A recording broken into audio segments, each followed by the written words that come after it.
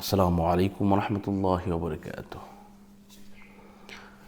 কেউ যদি আপনার জায়গা জমি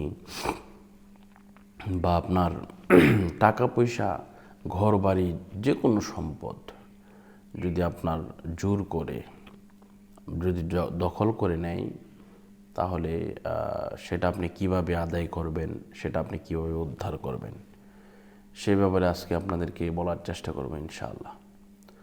তো বিষয়টা হচ্ছে, আমাদেরকে এই বিষয়গুলো মাথার মধ্যে রাখতে হবে যে সব কিছুর মালিক আল্লাহ।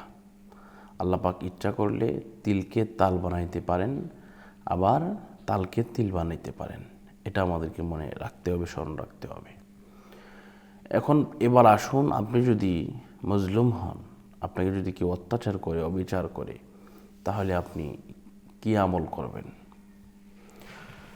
আপনি প্রত্যেক দিন ফজরের নামাজ, জোহরের নামাজ, আসরের নামাজ, মাগরিবের নামাজ, এশার নামাজ সহ যে কোনো নামাজের পরে আপনি এই দোয়াটি ৯৯ বার পাঠ করবেন।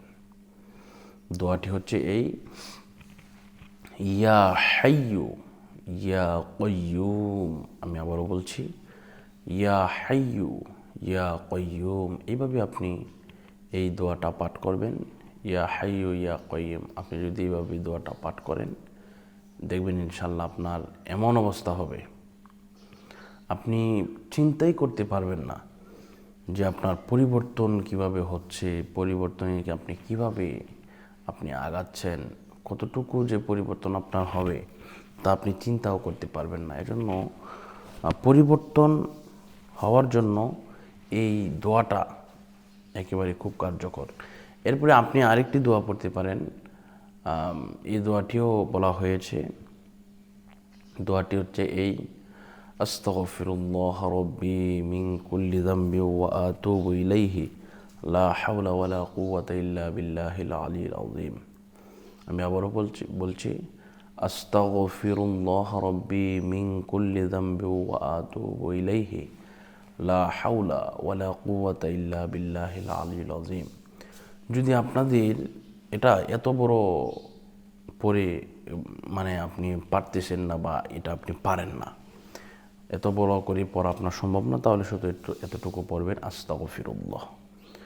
জি, আপনি এতটুকু পড়লে আপনার হয়ে যাবে ইনশাল্লাহ। তো আপনাদের সকলের সুস্বাস্থ্য কামনা করছি।